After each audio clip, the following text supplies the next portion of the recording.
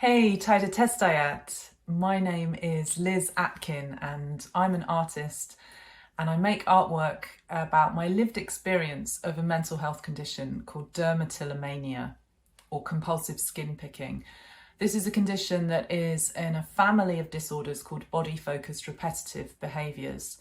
There's also one called trichotillomania where people pull hair from their head or their body hair.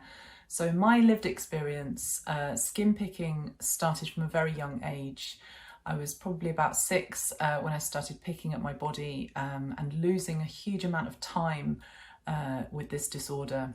So I would pick at my fingers, the skin around my fingertips, my face, my chest, my back, my heels, my feet. And once I'd start picking, I wouldn't be able to stop.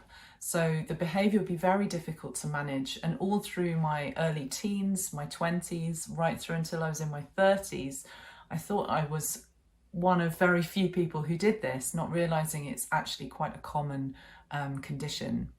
So skin picking for me started to change when I found an artistic practice. And as you can see, the drawings behind me are all using charcoal.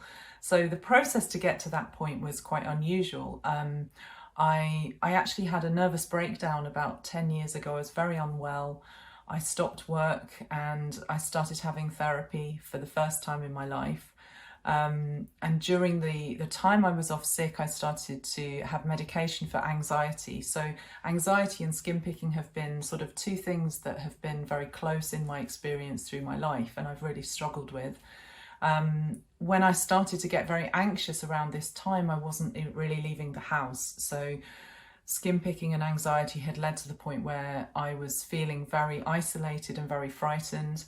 I wasn't really able to travel on public transport without having panic attacks. And during the process of therapy, my treatment involved sort of starting to look at strategies to look after myself out in the world.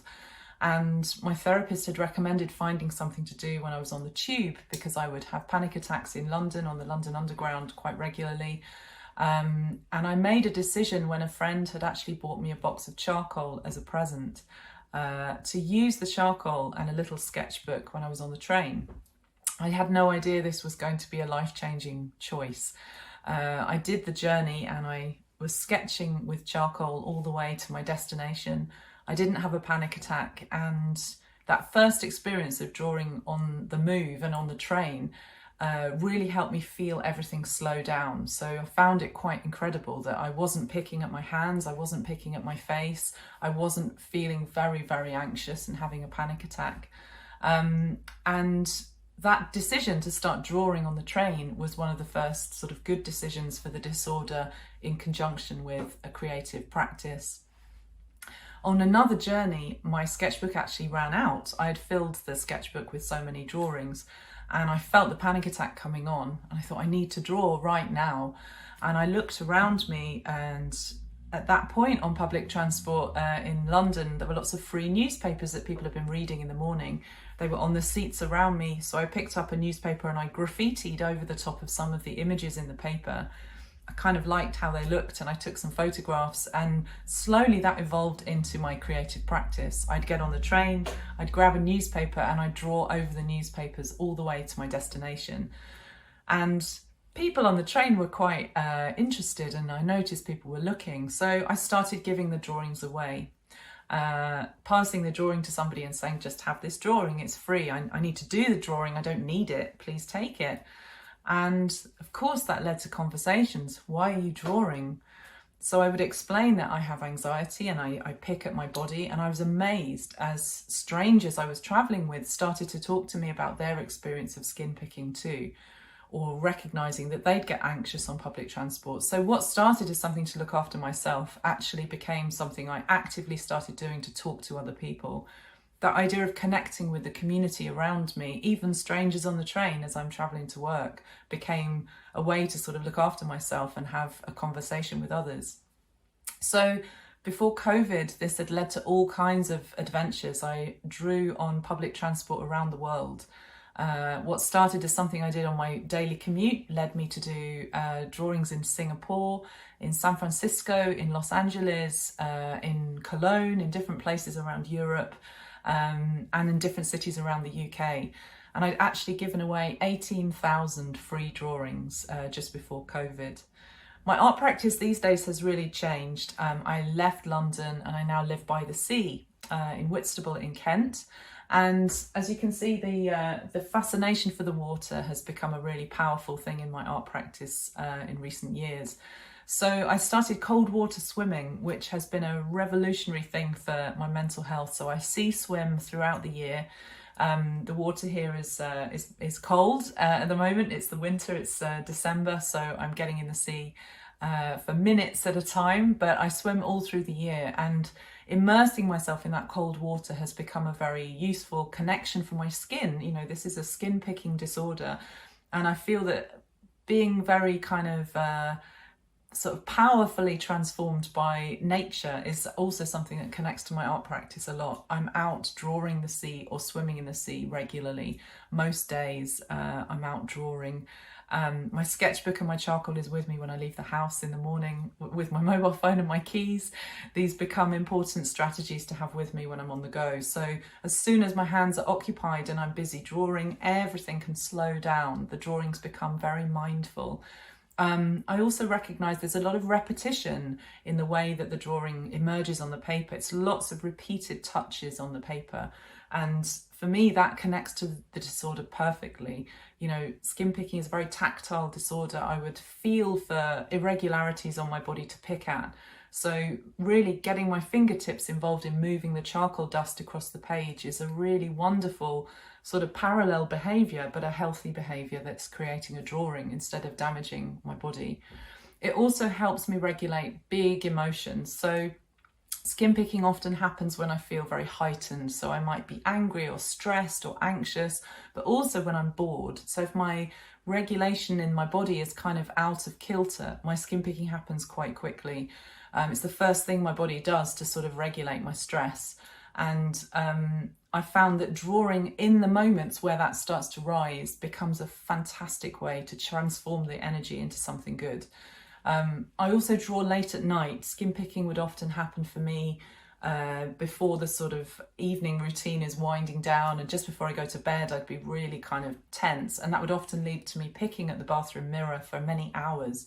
That feeling of losing time, very, very difficult to manage.